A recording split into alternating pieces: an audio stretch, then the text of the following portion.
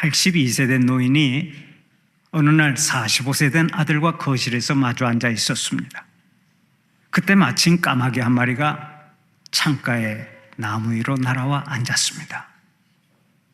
그것을 보고 노인이 아들에게 물었습니다. 아들아, 저게 뭐냐? 아들이 다정하게 말했습니다. 아버지, 까마귀예요. 그런데 아버지가 조금 후에 다시 물었습니다. 아들아, 저게 뭐냐? 아들이 다시 말했습니다. 까마귀라니까요.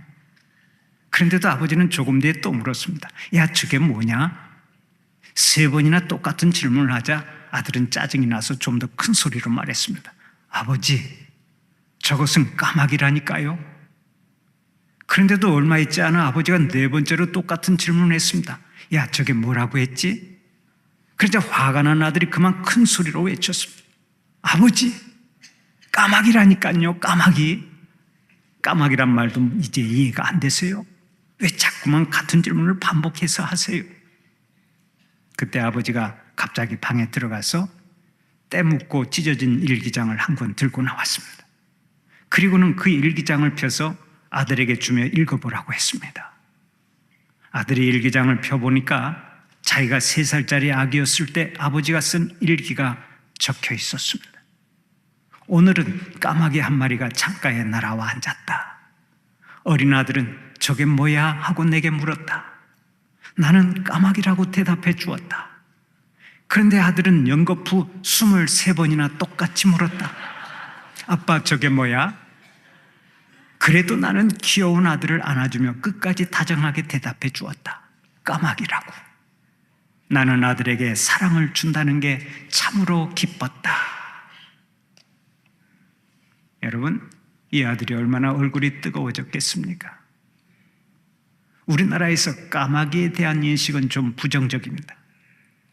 아마도 까마귀의 생김새와 까만 색깔 때문에 그러는지 모르겠습니다. 하지만 이런 부정적인 이미지와는 달리 까마귀의 실상은 전혀 다른 면이 있습니다.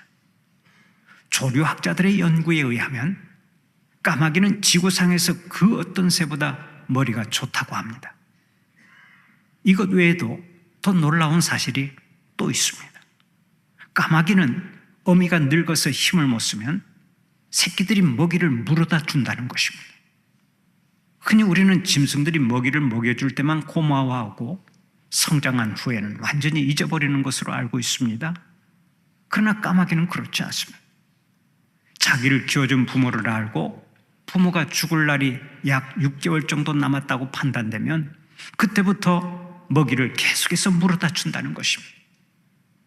그것도 소화가 잘 되도록 자기의 위 속에다가 먹이를 넣고 불려서 그것을 토해낸 다음에 부모에게 일일이 먹여준다고 합니다. 얼마나 효성이 지극한 셈입니까? 바로 여기서 반포지효라고 하는 사자성어가 나왔습니다. 반포는 돌이켜 먹인다라는 뜻이고 지효는 효도한다라는 뜻입니다. 까마귀는 부모의 사랑을 잊지 않고 효도할 줄 아는 새입니다. 그래서 반포지효라고 하는 말이 나왔고 까마귀를 가리켜 반포조라고 부르는 것입니다. 이렇게 세상의 미물에 불과한 까마귀도 부모에게 효를 다하고 사는데 오늘 우리가 사는 세상은 어떻습니까? 부모에게 불효하는 자식들이 많습니다. 부모를 업신여기고 부모에게 폭언을 퍼붓고 부모를 학대하는 자식들까지 있습니다. 툭하면 부모에게 폭행을 일삼고 심지어는 부모가 짐이 된다고 해서 관광지에 가서 버리고 돌아오는 불효 자식들이 있습니다. 언젠가 서울에 사는 어떤 아들 부부가 자기 어머니에게 효도 관광을 시켜준다고 속이고서 어머니를 제주도에 버리고 돌아온 적이 있습니다. 그런 줄도 모르고 어머니는 민속촌 입구에 있는 의자에 앉아서 밤 12시까지 눈이 빠지도록 아들 내외를 기다렸습니다. 그러다가 순찰을 돌던 경찰에 의해 발견되어 경찰서로 가서 조사를 받게 되었는데 이 어머니가 끝까지 자식의 집 주소와 전화번호를 가르쳐주지를 않았다고 합니다. 어머니는 아들이 망신당할까 봐 다 알고 있으면서도 입을 꾹 다물고 있었던 거예요. 자식을 위해서는 죽음도 불사하고 맹목적으로 사랑하는 부모와는 달리 자신의 성공과 행복을 위해 불효하는 자식들이 너무나 많습니다. 여러분, 이게 말이 됩니까? 이 세상에는 변하지 않는 것이 두 가지가 있습니다. 그 중에 하나가 우리 인간을 향한 하나님의 사랑입니다. 하나님은 어제나 오늘이나 동일한 사랑으로 우리를 바라보시고 우리를 돌보고 계십니다. 아무리 세상이 변하고 세월이 흘러도 하나님의 사랑은 변함이 없습니다. 성경에서 그 사랑을 확인해 볼 수가 있는데 호세아 11장 8절을 보면 하나님께서 이렇게 말씀하십니다. 에브라임이여 내가 어찌 너를 놓겠느냐? 이스라엘이여 내가 어찌 너를 버리겠느냐? 내 마음이 내 속에서 돌이켜 나의 긍휼이 온전히 불붙듯 하도다. 하나님께서는 언제나 불붙는 사랑을 가지고 우리를 돌보신다고 말씀하십니다. 하나님의 사랑은 마치 돌아온 탕자를 맞이하는 아버지의 사랑과 같은 것입니다.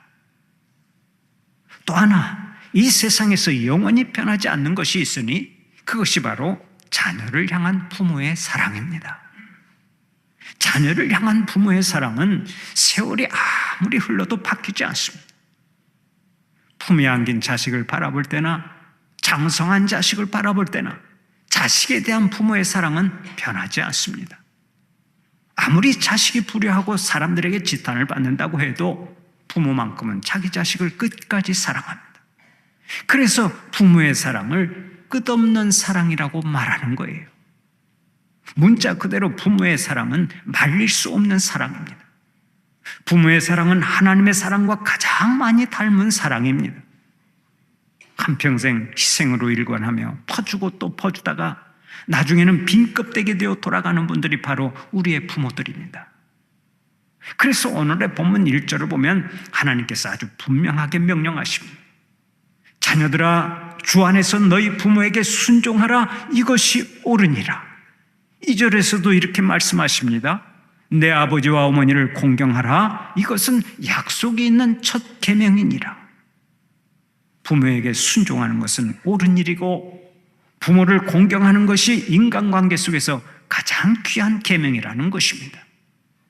그래서 10계명을 보면 제1계명에서 4계명까지는 하나님 사랑에 대한 계명이고 5계명에서 10계명까지는 인간 사랑에 대한 계명인데 인간 사랑에 대한 첫 번째 계명이 바로 내 부모를 공경하라입니다. 그러므로 부모를 공경하지 않고는 이웃 사랑의 실천이 완성될 수 없는 거예요. 사랑하는 우리 성도들은 먼저 육신의 아버지와 어머니를 공경하는 자들이 되시기를 바랍니다. 부모 공경을 통해서 하나님이 예비하신 복을 충만히 누리시기를 축원합니다. 그러면 우리가 왜 부모를 공경해야 하겠습니까? 첫째로 부모는 나에게 생명을 물려주신 분이기 때문에 그렇습니다. 유대인 속담에 이런 말이 있습니다. 사람이 바꾸려고 해도 바꿀 수 없는 것이 한 가지 있다. 그것은 자기의 부모님이다. 율곡 이 선생도 이런 말을 했습니다. 천하의 모든 물건 중에는 내 몸보다 더 소중한 것이 없다. 그런데 이 몸은 부모님이 주신 것이다. 그렇습니다. 나는 어느 날 하늘에서 뚝 떨어진 존재가 아닙니다. 신화에 나오는 것처럼 달걀에서 깨어난 존재도 아닙니다. 오직 나의 부모에게서 내가 태어난 것입니다. 하나님께서 부모를 통해서 나를 이 세상에 보내셨다는 말씀입니다. 그리고 그 부모님의 사랑과 돌봄으로 오늘의 내가 되었잖아요. 그렇다면 나의 부모를 무조건 공경해야 합니다. 부모에게 무조건 효를 다해야 합니다. 사랑하는 우리 성도들은 오직 부모라는 이유 하나만으로도 부모를 공경하고 효를 다해서 항상 하나님이 주시는 복이 차고 넘쳐나시기를 축원합니다. 두 번째로 부모의 사랑 때문에 우리는 부모를 공경해야 합니다. 여러분, 이 세상에서 하나님의 사랑을 가장 많이 닮은 사랑이 어떤 사랑인 줄 아십니까? 바로 우리 부모의 사랑입니다. 우리도 자식을 낳아서 키웁니다마는 자식을 위해서라면 우리 부모가 무엇을 못합니까? 하나님께서 우리를 구원하시기 위해 친히 십자가에 매달려 죽으신 것처럼 우리의 부모들도 자식을 위해서라면 목숨도 아까워하지 않습니다. 비바람 눈보라를 무서워하지 않습니다. 허리가 휘고 주름살이 늘어나도 그것을 걱정하지 않습니다. 자식만 잘 된다면 모든 것을 희생하는 분들이 우리의 부모입니다. 하나밖에 없는 심장까지도 내어줄 분들이 바로 이 땅에 있는 우리의 부모들이라고요. 그런데 어떻게 부모에게 불효할 수 있습니까? 먼저 우리의 어머니를 한번 생각해 보세요. 저는 어머니를 생각만 해도 눈물이 납니다. 저희 어머니는 자식을 낳다가 37살의 젊은 나이에 세상을 떠나셨는데 자식이 뭐라고 그렇게 인생을 희생시킵니까? 20살 꽃다운 나이에 시집으로 와서 죽도록 고생만 하다가 효도 한 번 받지 못하고 일찍이 하늘나라로 가신 어머니를 생각하면 지금도 가슴이 시리고 눈물이 납니다. 여러분은 항상 어머니가 어떤 존재인가를 생각하며 살아가세요.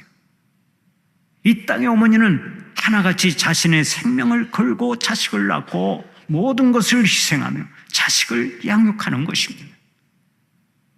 자식들 잘 되라고 물불 안 가리고 일하고 가진 것을 다 내어주고 나중에는 빈 껍데기 되어 하늘나라로 돌아가는 분들이 우리의 어머니들입니다. 그런데 이런 어머니의 사랑을 잊어버리고 배은망덕한 삶을 살아가면 되겠습니까? 아동문학가 권정생 선생은 어머니의 사랑을 기억하며 엄마 우리 엄마라고 하는 시를 통해 이렇게 노래한 적이 있습니다.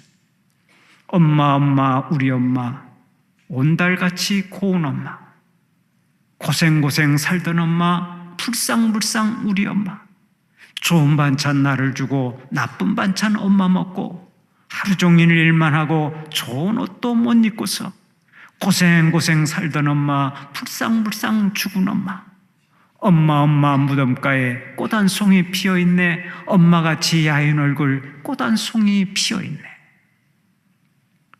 어머니의 사랑은 이 세상의 그 어떤 말로도 완전히 표현할 수가 없습니다. 어머니를 공경하세요. 어머니의 눈물과 희생과 기도가 있었기에 오늘의 내가 존재하는 것입니다. 오늘의 내가 되기까지는 어머니의 뜨거운 사랑과 희생이 있었다고 하는 사실을 잊지 말고 어머니를 공경하는 자들이 되시기를 바랍니다. 그리고 어머니를 공경하되 친어머니와 배우자의 어머니를 구별하지 말고 공경하세요. 어떤 사람들은 어머니를 골라서 공경합니다. 친정어머니는 공경하는데 시어머니는 공경하지 않습니다. 또 친어머니는 공경하는데 장모님은 공경하지 않습니다. 이는 아주 잘못하는 것입니다. 내가 가장 사랑하는 남편을 낳아주고 길러준 시어머니라면 당연히 그 시어머니를 공경해야 마땅하지 않습니까? 또 남자도 마찬가지입니다. 내가 가장 사랑하는 아내를 낳아주고 길러준 장모님이라면 당연히 그 장모님을 공경해야 마땅하지 않습니까? 제 말이 맞으면 고개라도 한번 끄덕여 보세요. 제 말이 맞지요?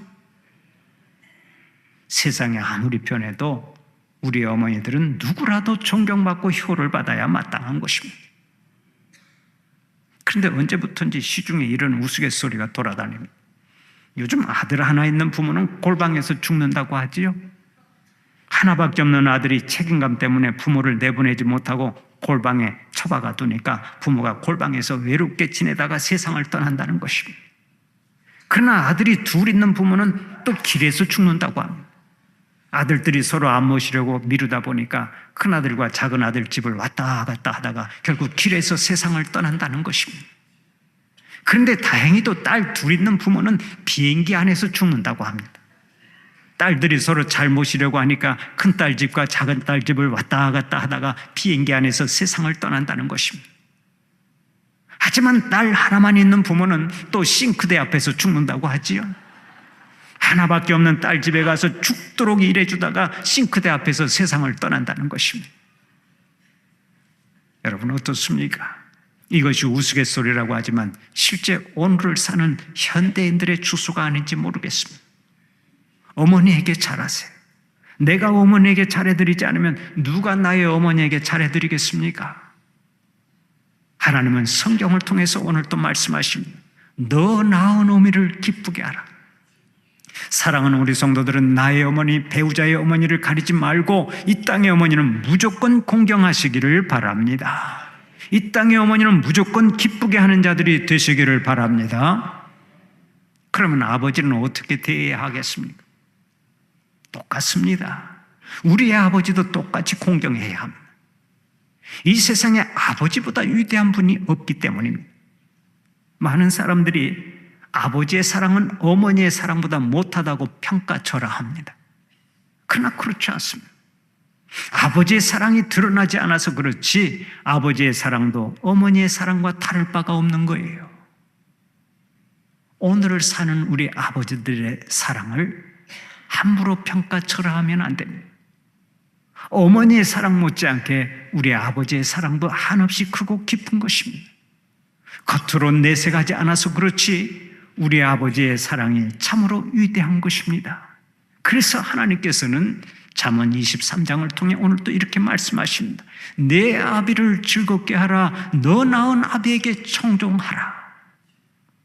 사랑하는 우리 성도들은 부모의 사랑을 잊지 않고 항상 부모를 공경하는 자들이 되시기를 바랍니다. 그러면 부모를 공경하는 자녀들은 구체적으로 어떻게 효도를 해야 합니까? 먼저 정신적으로 효도를 해야 합니다. 흔히 사람들은 용돈 많이 갖다 드리고 생신이나 명절 때 선물 좀 보내드리면 효도가 끝나는 줄 압니다. 그러나 사실은 그렇지가 않습니다. 제가 이 연로하신 분들을 만나서 성도님, 자식들이 어떻게 해주길 바라세요? 하고 물어보면 이구동성으로 이렇게 말합니다. 저는 자식들이 예수 잘 믿고 서로 화목하게 살아가기만 하면 더 이상 바랄 게 없습니다. 그런데 많은 자녀들이 이 소원 하나 들어주지 못하고 부모님을 걱정하게 만듭니다. 부모의 가슴에 못을 박습니다. 심지어 부모의 눈에서 피눈물을 쏟게 만듭니다. 얼마나 부끄러운 모습입니까? 사랑하는 우리 성도들은 오직 예수 잘 믿고 서로 화목하게 살면서 먼저 정신적인 효도를 다하시기 바랍니다. 그리고 물질적으로도 효도해야 돼요. 효도가 정신적인 효도로만 끝나면 안 됩니다. 부모에게는 물질적으로도 효도를 해야 합니다. 늙어서 무슨 돈이 필요하겠나 하지만 그것은 뭘 모르는 사람들 얘기입니다. 얼마 전 한 기관에서 어버이날에 부모님이 제일 받고 싶은 선물이 무엇인지 조사한 적이 있습니다. 그랬더니 1위가 용돈이었고 2위는 보약이었습니다.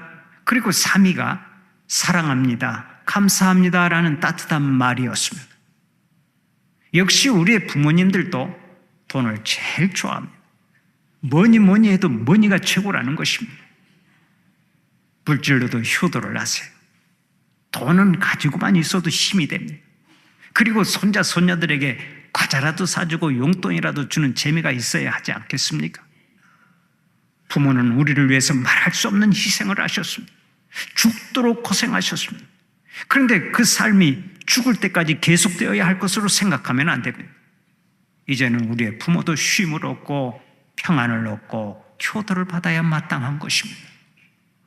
또 부모를 용서하는 것으로 효도해야 합니다. 내가 완전한 인간이 아니듯이 부모도 완전한 인간이 아닙니다. 그래서 나를 키우고 가르치는 동안 부모가 나에게 상처를 줄 수가 있습니다. 섭섭한 마음을 갖게 할 수 있습니다. 그래도 하나님은 우리가 용서해 주기를 원하십니다. 내가 나의 잘못을 스스로 용서해 주어야 하는 것처럼 가장 가까운 부모의 잘못도 내가 용서해 드려야 합니다. 이것이 부모를 공경하는 일이요 부모에게 효를 다하는 것입니다. 그런데 에베소서 6장 2절 3절을 보면 하나님께서 이렇게 약속하십니다. 내 아버지와 어머니를 공경하라. 이것은 약속이 있는 첫 계명이니 이로써 내가 잘 되고 땅에서 장수하리라. 이 말씀을 보면 잘 되는 복을 주신다고 약속하시죠. 그냥 단순하게 장수만 하는 것이 아니라 삶이 다하는 그날까지 잘 되는 복을 주신다고 약속하는 것입니다. 부모를 공경하는 자에게 장수의 복을 주실 뿐만 아니라 범사에 형통하는 복을 주겠다고 약속하는 것입니다. 이것 때문에 신약 성경에서는 이 계명을 약속이 있는 첫 계명이라고 표현하고 있습니다. 사랑하는 우리 성도들은 부모를 잘 공경해서 장수의 복도 받고 범사에 형통하는 복을 누리시기를 축원합니다. 그러면 부모 공경과 효도는 언제 해야 합니까? 부모가 살아 계실 때 해야 합니다. 누구나 그러하듯이 나의 부모도 잠깐 있다가 가십니다. 그렇다면 공경을 해도 오늘 해야 되고 효도를 해도 오늘 해야 합니다. 부모가 이 세상을 떠나면 절대로 효도할 길이 없는 것입니다. 가수 반야월 씨의 데뷔곡인 불효자는 웁니다라는 노래가 있습니다. 이 노래에는 눈물겨운 사연이 담겨 있습니다. 그 당시만 해도 국내에는 레코드 녹음 시설이 없어서 취입을 위해서는 일본으로 건너가야 했습니다. 그래서 반야월 씨도 일본 오사카로 건너가 막 스튜디오에 들어섰는데 한국에서 어머니가 별세했다는 전보가 날아왔습니다. 그때 하늘이 무너지는 심정으로 가슴을 쥐어 뜯으면서 눈물로 노래를 취입했는데 그 노래가 바로 크게 히트를 친 불효자는 웁니다라는 노래입니다. 그 노래의 가사가 이렇습니다. 불러봐도 울어봐도 못 오실 어머님을 원통에 불러보고 땅을 치며 통곡해요. 다시 못 올 어머니여 불초한 이 자식은 생전에 지은 죄를 엎드려 빕니다. 제가 예배 시간만 아니면 한번 불러보고 싶은데요. 여러분 집에 가서 한번 다시 들어보시고 불러보세요. 부모님이 돌아가신 다음에는 아무리 땅을 치고 통곡을 해도 소용이 없습니다. 일단 돌아가시면 아무것도 해드릴 수가 없는 것입니다. 그래서 부모 공경도 부모가 살아있을 때 해야 하고 효도하는 것도 부모가 살아있을 때 해야 합니다. 한번 따라서 해봅시다. 부모가 살아있을 때 공경하자. 부모가 살아있을 때 효도하자. 아멘입니까? 부모는 살아있을 때 공경하고 살아있을 때 효도해야 하는 거예요. 나는 누가 뭐라 해도 부모를 통해서 이 땅에 태어났습니다. 부모의 사랑과 눈물과 땀과 기도와 희생으로 오늘의 내가 있습니다. 하나님은 이런 부모를 잘 공경하라고 말씀하십니다. 그렇다면 부모를 공경하는 것은 절대로 선택사항이 아닙니다. 이 땅에 있는 모든 자녀들의 신성한 의무사항입니다. 평생 부모를 잘 공경해서 모든 일에 형통하고 모든 일에 복을 받고 범사에 감사가 넘쳐나는 삶이 되시기를 간절히 축원합니다.